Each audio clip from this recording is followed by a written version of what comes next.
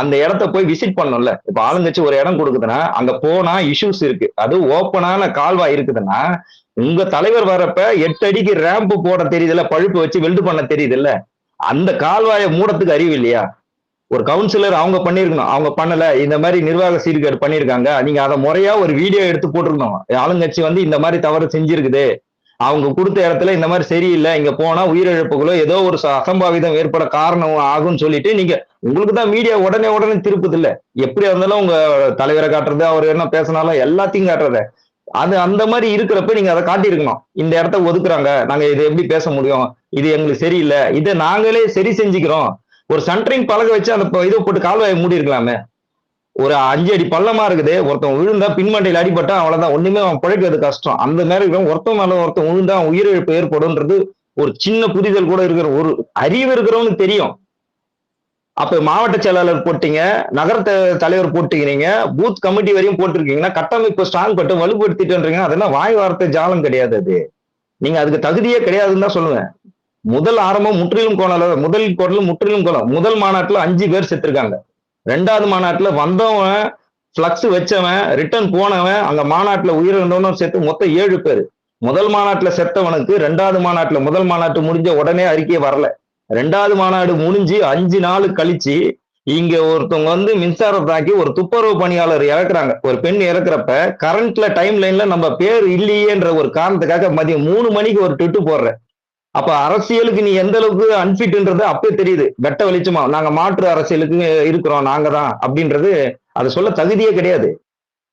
அந்த current time லைன்ல நம்ம இருக்கணும், ஏதோ ஒரு பேர்ல நம்மள வந்து விமர்சனம் பண்ணக்கூடாதுன்னு சொல்லிட்டு 5 நாள் கழிச்சு நீ போடுறனா, அரசியல் தகுதி, தலைவரா இருக்கிற தகுதியே கிடையாது, இழக்கிற அந்த இடத்துல தகுதியை இழந்து போகுது. அப்ப அங்கேயே வந்து இங்க இருக்கிற ஆளுங்கட்சியும் சரி, எதிர்கட்சியும் சரி, மற்ற கட்சிகளும் இந்த உயிரிழப்பு ஏற்கனவே 2 மாநாட்டுல நடந்தப்ப கேள்விகளை முன் வச்சிருக்கணும், எழுப்பி இருக்கணும். மீடியா வந்து அவங்களோட இதுக்காக, டிஆர்பிக்காக வந்து தூக்கிட்டு போய் கேட்பாங்க, அது வேணும் இது வேணும்ட்டு ஏதோ கேள்விகள் கேட்பாங்க. ஆனா அந்த 2 இடத்துல விட்ட குறையதான் இப்ப 52 உயிர் போயிருது. டோட்டலா 52 உயிருக்கு மேல போகுது. டோட்டலா 52 உயிர், 1 2 கிடையாது, ஏறிடுச்சா இது 52. ஆமாங்க, ஃபர்ஸ்ட் மாநாடு, 2வது மாநாடு, இப்ப இதையும் சேர்த்து தானே போடணும். இதுவும் தானே கணக்குல வருது. இது எப்படி கணக்குல வராம போகுமா? 3மே கணக்குல தானே வரும். ஒரு கட்சி ஆரம்பிச்சு 52 உயிரை பலி வாங்கி இருக்குது இது வரையும், 1 2 கிடையாது. இது விமர்சனமா சொல்றாங்க, நீங்க தற்கொலை, நீங்க தற்கொலைன்னா இது விமர்சன வார்த்தையா இருந்தா நீங்க அதை சரி செஞ்சுக்கணும், அதை முறைப்படுத்தணும்.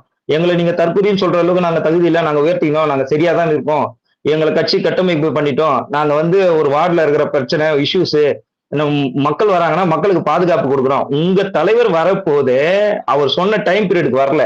அப்போ அவர் அங்கிருந்து வரப்ப கிட்டத்தட்ட 2 மணி நேரமா கேரன்ல அவருக்கு கொடுத்த இடத்துக்கு பகுதிக்கு போறதுக்கு 2 மணி நேரம் உள்ள இருக்கிறாரு. அப்ப அங்க போனா நம்ம கேரன் போறப்ப இன்னும் இஷ்யூ ஆகும், இன்னும் கூட்ட நெரிசல் ஏற்படும்ன்ற ஒரு ஒரு சுய அறிவு இருக்கணும்ல.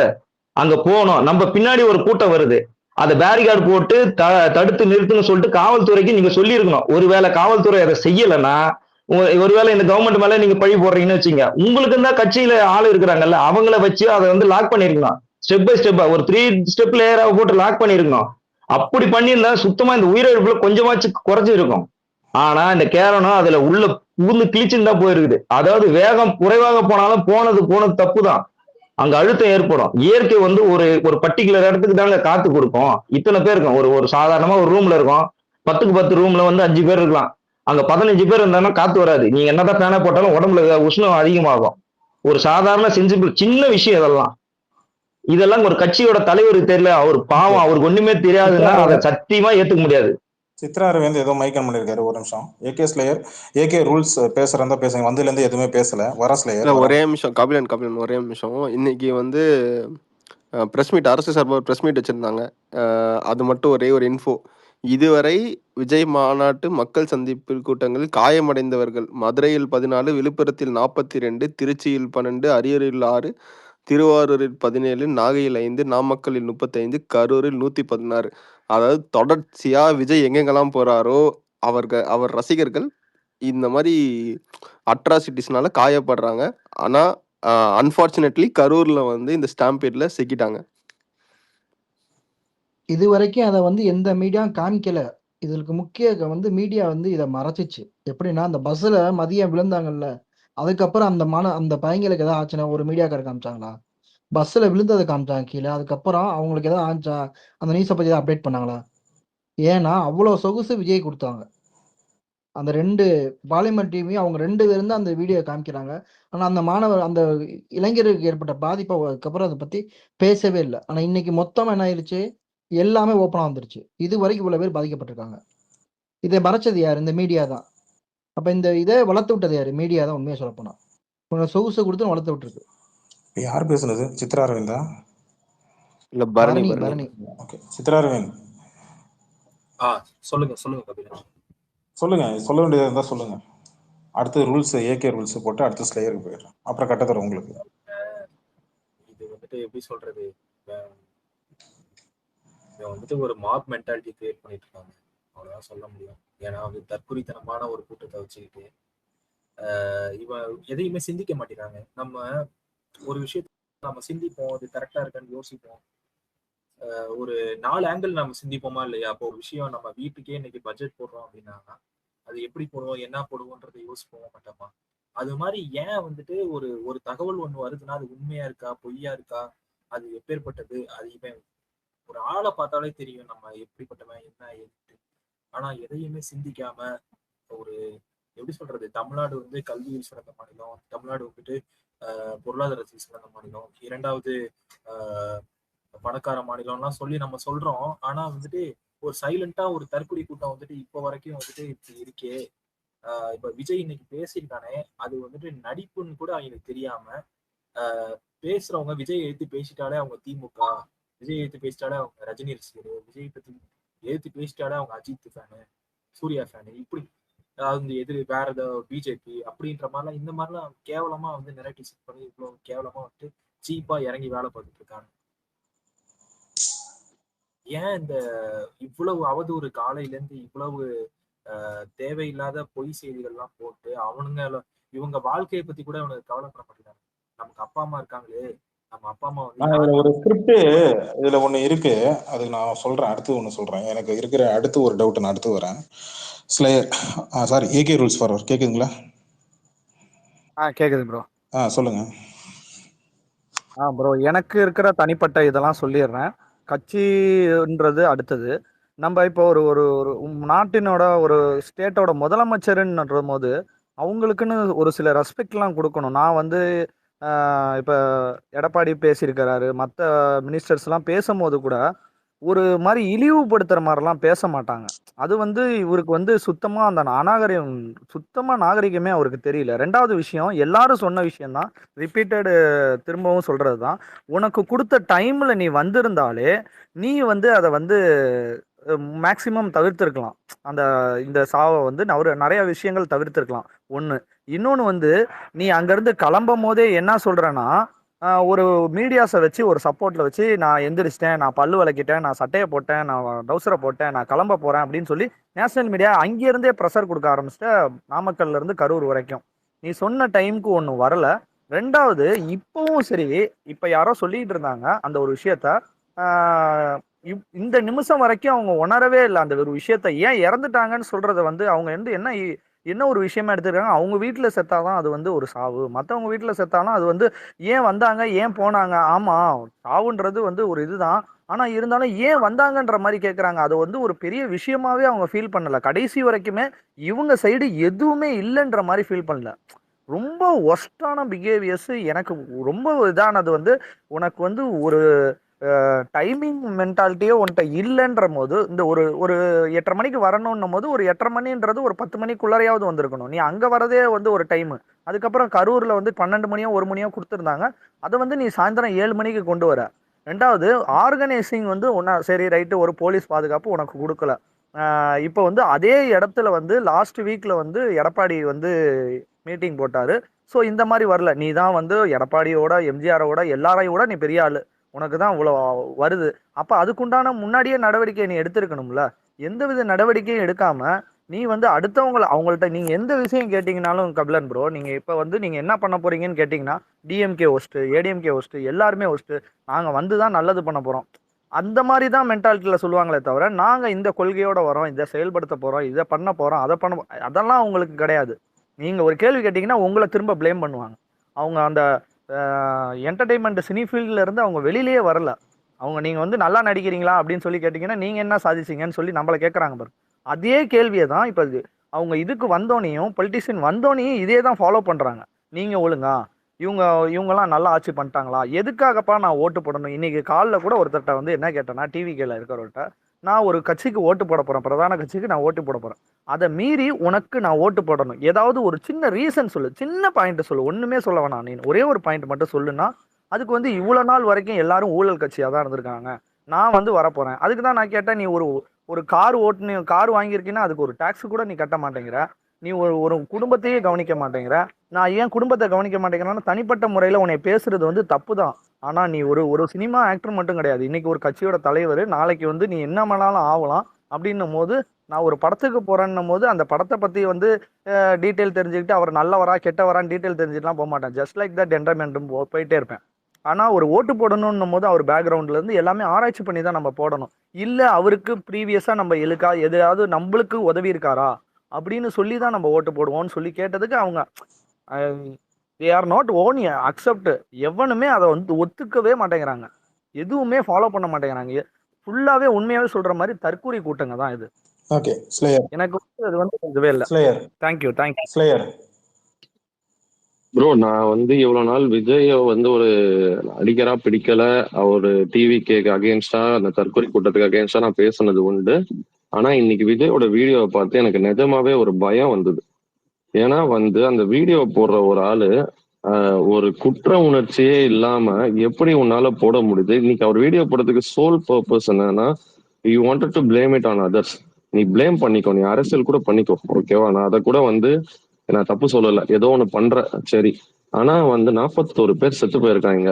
அதுக்காக ஒரு மினிமம் அக்கௌண்டபிலிட்டின்னு ஒண்ணு இருக்கணும்ல. அதாவது இனிமே இது நடக்காதுன்னு சொல்ற அளவுக்காவது ஒரு மினிமம் அக்கௌண்டபிலிட்டி ஒரு மனுஷனுக்கு இருக்கணும். அது கிடையாது. சரி, எனக்கு வந்து நிஜமாவே அந்த ஜாம்பி கூட்டத்துக்கு நடுவில் நான் போய் மாட்டி தவிக்கிறேன், செத்தாலும் பரவாயில்ல, போற ஆம்பளையும் பொம்பளையும் பத்தி எனக்கு கவலை கிடையாது. ஒரு 10 குழந்தை இறந்து போயிருக்கு. அந்த 10 குழந்தைங்களுக்கு இனிமே என்னுடைய கூட்டத்துக்கு குழந்தைங்களை கூப்பிட்டு வராதீங்கன்னு சொல்ற அளவுக்கு கூடயா நீ யோசிக்க முடியல உன்னால?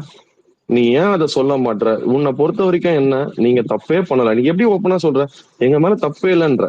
இன்னைக்கு வந்து நீ சொல்ற தப்பு கிடையாது, என்னுடைய ரசிகர் மேலேயும் என்னுடைய நிர்வாகிகள் மேலேயும் கை வைக்காதீங்கன்னு நீ சொல்ற. உன் ரசிகர் என்ன பண்றான்? தமிழ்நாடே பிளாஸ்ட் ஆயிடும்ன்றான், பஸ்ஸை கொளுத்துவன்றான். உன்னுடைய நிர்வாகி என்ன பண்றான்? நேபாள்ல ஸ்ரீலங்கா மாதிரி இங்க புரட்சி அடிக்கணும்னா, நேபாள் ஸ்ரீலங்காலாம் சோத்துக்கு கஷ்டப்பட்டு அவங்களோட எக்கனாமிக்கல் ஸ்டேட்டஸே வேற, அதுவும் இதுவும் ஒண்ணும் கிடையாது. இவங்க என்ன வேணா பண்ணுவாங்க, நான் யாரும் வந்து எதுவும் பண்ணக்கூடாது. ஏன்னா உனக்கு வந்து அட் த பேசிக்கே வந்து அக்செப்டன்ஸ் கிடையாது. நீங்க என்ன அப்படியே தூய வரா நீங்க உங்க கட்சினா எல்லாமே வந்து எல்லாமே எதுவுமே தப்பு பண்ணாத மாதிரி ஒரு மென்டாலிட்டி உனக்கு என்ன வருது? இது நான் நிஜமா சொல்றேன். ஒரு 10 வருஷத்துக்கு முன்னாடி எனக்கு தலைவருக்கு அப்புறம் விஜய் தான் பிடிச்சிருந்தது. நான் என்னைக்குமே விஜய வந்து இவ்வளவு தரக்குறைவா வந்து பேசணும்னு நினைக்கல. ஆனா இன்னைக்கு அவன் பண்ணது வந்து சைக்கோத்தனத்தின் உச்ச கட்டம். இதை தவிர வந்து நான் என்ன சொல்றதுன்னு தெரியல. அவ்வளோ மோசமான ஒரு மென்டாலிட்டி. மக்களை காய விட்டு இவ்வளவு பேர் இறக்க விட்டோம், நீ இந்த மாதிரி நீ பண்றனா நீ வந்து அரசியலுக்கு ஃபிட் கிடையாது. ஒரு ஒரு ஹியூமனாவே யூ ஆர் ஃபெயில்டு. ஓகே, கட்டத்துறைக்கு அடுத்து பிளாக் பேந்தர் பேசுமா? கட்டத்துறை. வணக்கம் வணக்கம் வணக்கம் கபில. எனக்கு 4 பாயிண்ட் தான். ஒன்று, ஏன் லேட் ஆகுது. ரெண்டாவது வந்து நீ மேலே ஆங்கிளில் நின்று மேலே டாப் வியூவில் நின்று கேட்குற, எங்கள் ஆம்புலன்ஸு நம்ம கட்சி கொடி வச்சுட்டு போகுது, ஸ்டிக்கர் வச்சுட்டு போகுதுன்னு. அதுக்கு வந்து கிண்டலா சொன்னேன். அடுத்த 5வது நிமிஷமே ஐயா ஆம்புலன்ஸுக்கு வழி விடுங்கயான்னு சொல்கிறேன். இது எதுக்காக இந்த இது ஆம்புலன்ஸுக்கு வழி விட சொன்னேன்? உனக்கு எல்லாமே தெரிஞ்சிடுச்சு, அங்கே சாவு விழுதுன்னு தெரிஞ்சிடுச்சு. இவங்கிட்ட போய் நம்ம மனிதாபிமானமே பார்க்கக்கூடாது. இப்போ ஏன் சொல்கிறான்னு கேட்கவே கூடாது, இப்போ ஏன் சொல்லன்னு. அவனுக்கு எல்லாம் தெரிஞ்சுதான் அவன் அந்த இது வந்து 5 நிமிஷத்துல முடிச்சுட்டு எவ்வளோ சீக்கிரமா கரூர் விட்டு வெளியே போனோமோ அவ்வளோ சீக்கிரம் கிளம்பிட்டான். அவன் இது நல்லா தெரிஞ்சுதான் கிளம்பினான். அவனுக்கு அன்னைக்கே தெரியும் இது ஏதோ ஒரு பெரிய பிரச்சனை, ஆனால் கண் எதிர்க்க சாவு விழுந்திருக்கு. அது இல்லைன்னு அவன் மனசாட்சி தொட்டு சொல்லுங்க. அப்படி இல்லைன்னா ஒரு தலைவன்ன்றது என்ன, எப்போ வந்து நீ எல்லாத்துக்கும் தண்ணி எல்லாம் கொடுக்கணும், நீ வந்து தண்ணியை தூக்கி போடுற, அதனால மெதிச்சு சாவுறாங்க. அந்த தண்ணியை பிடிக்கிறதுக்கு அந்த தண்ணியாவது கிடைக்குமான்னு சொல்லிட்டு மெதிச்சு சாவுறாங்க.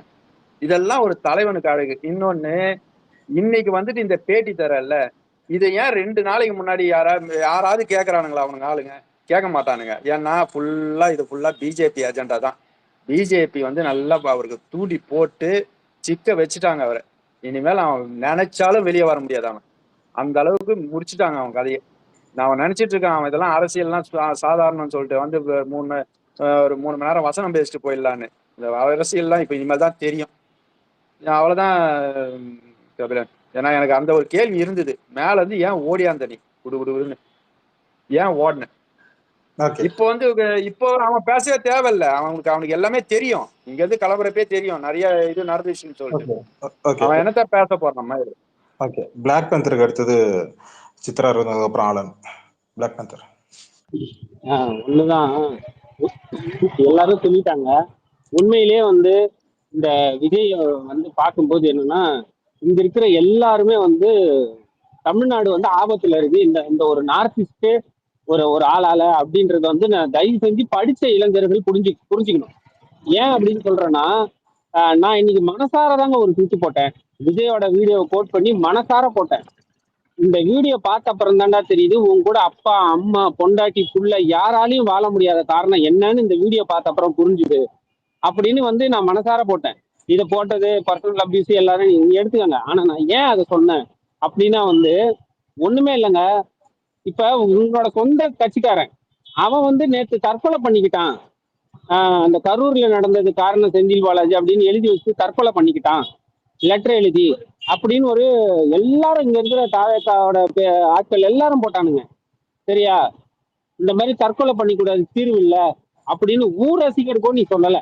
உன் கட்சிக்காரனுக்கும் நீ சொல்லல. 41 உயிர்கள் வந்து என்னோட மாநாட்டுல போச்சு. நீ திமுக திட்டிக்க என்ன வேணா பண்ணிக்காது, உன் அரசியல் காரணம். ஆனா 41 உயிர்கள் போச்சு, சட்ட ரீதியா அவங்களுக்கு நியாயத்தை வாங்கி தருவோம். அப்படி இப்ப 41 உயிர்கள் போனதுக்கு வந்து அந்த இடத்துல நாங்களும் இருந்ததுனால மன்னிப்பு கேட்டுக்கிறோம் அந்த குடும்பத்துக்கு. அப்புறம் உன்னோட ரசிகர்களை தொடாத அப்படின்னு ஒண்ணு சொன்ன தெரியுமா? அது எவ்வளவு பெரிய அயோக்கியத்தனம், பொறுக்கித்தனம்னா, உன் ரசிகர்கள் உன் பக்கத்துல வரக்கூடாதுன்னு கிரீஸ் தடவன நாய் நீதான். அப்ப உன் ரசிகரோட லட்சணம் உனக்கே தெரியும். ரசிகர்கள் பொறுப்போட நடந்து கொள்ளுங்க, கட்சி தொண்டர்கள் பொறுப்போட நடந்து கொள்ளுங்கன்னு ஒரு அட்வைஸ் அவனுக்கு இல்ல. 4 நிமிஷம் பேசினதுல நீ என்ன பண்ண? நான் நடிச்சுட்டு இங்க இருக்கிற பொய்ய பரப்பிட்டு போனேன். இங்க வந்து இவங்க தான் பண்ணிட்டாங்க, எங்க மக்களை கொண்டுட்டாங்க அப்படின்னு பொய் மட்டும்தான் பரப்பிட்டு போனேன். சரி, நீ பொய்ய பரப்பு, அதை நாங்க உடைச்சிப்போம், சட்ட ரீதியா உங்ககிட்ட சண்டை போட்டுப்போம், அது எங்களுக்கு பிரச்சனை கிடையாது. ஆனா நீ ஒரு வாட்டி கூட அந்த ரசிகர்கள் மரத்து மேல ஏறினாங்க, உன் வண்டி மேல குதிச்சாங்க, இதெல்லாம் பார்த்துதான் உன் பொய். ஏன்னா போன மாசம்லாம் வந்து உன்னோட மாநாட்டுல 5 பேர் இறந்தாங்க. ஒருத்தர் அதுல தூய்மை பணியாளரோட மகன். உங்க கட்சி அதுக்கு வந்து காசு தரேன்னு சொல்லிச்சு. ஒரு கார்ல வந்து கொடிக்கம்பம் விழுந்துச்சு.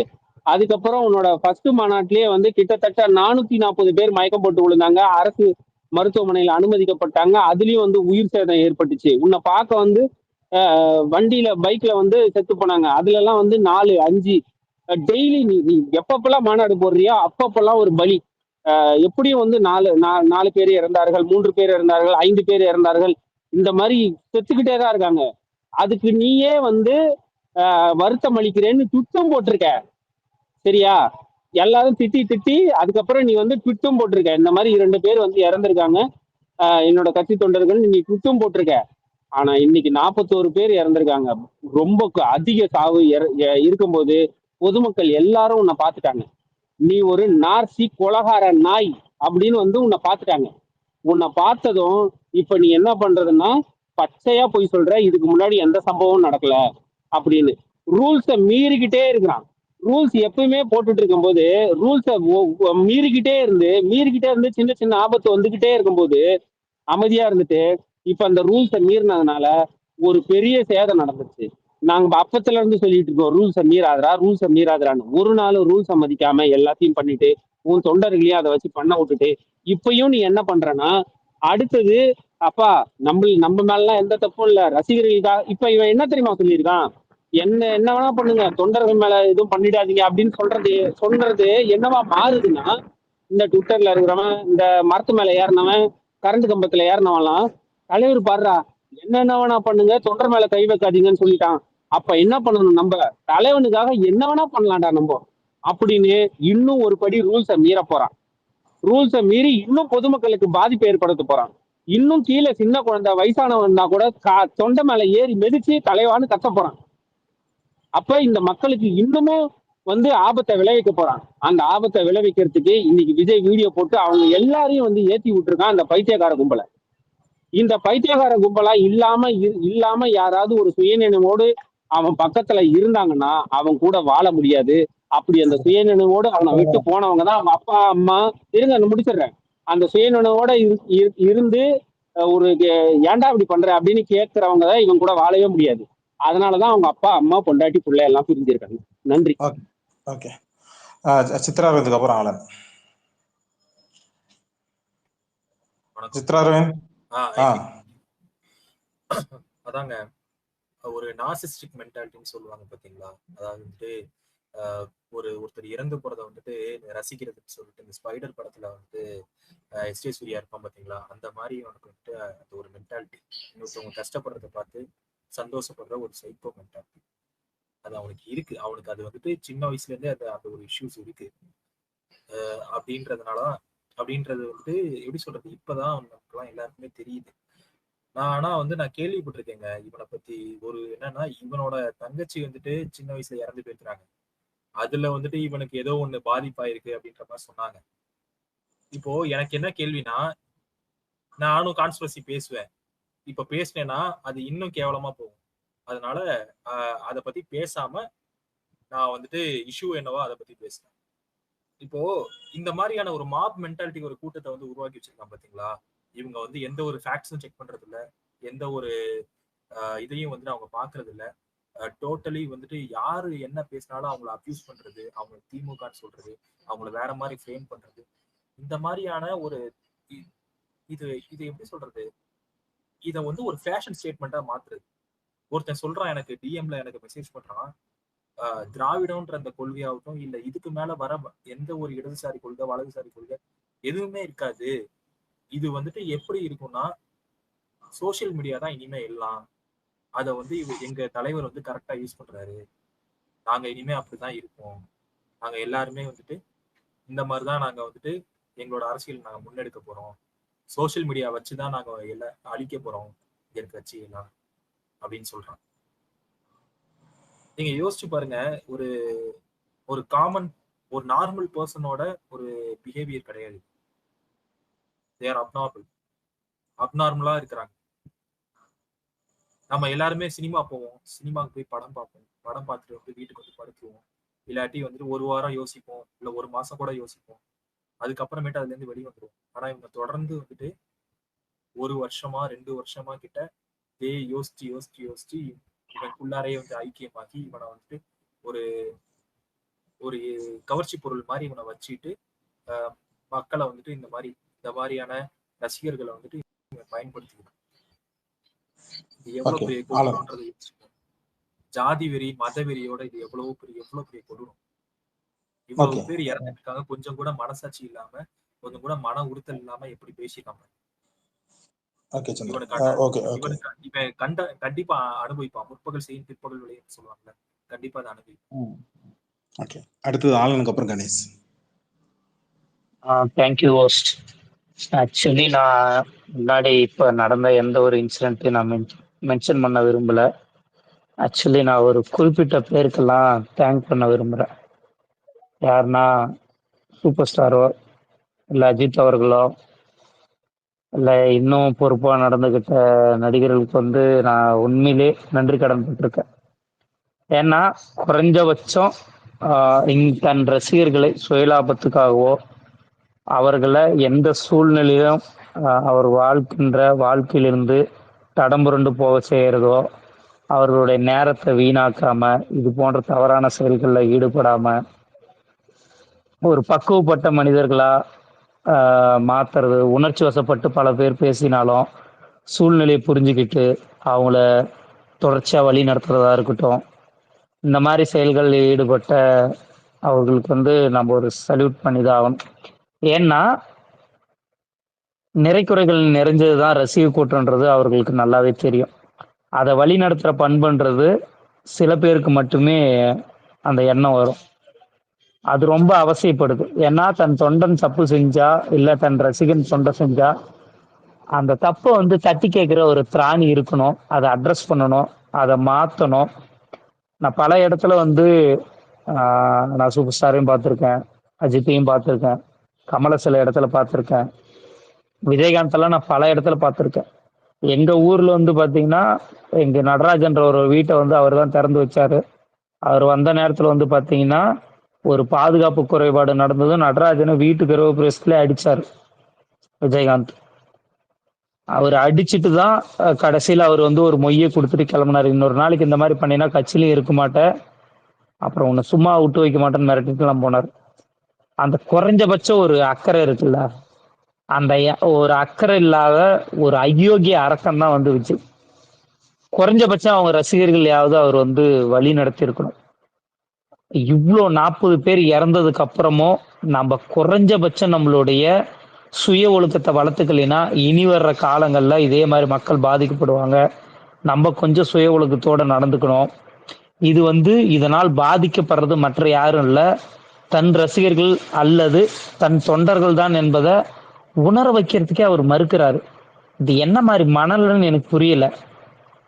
அதை அட்ரஸ் பண்ணாதான் இவங்க கொஞ்சமா திருந்துவாங்க. அதனால் பாதிக்கப்படுறது நானோ இல்லை ஓஸ்டோ இல்லை பக்கம் இருக்கிற பரணியோ கிடையாது. ஏன்னா அவன் போட்டானா நீங்களோ நானோ போறதில்ல, அது அவசியமே படாது.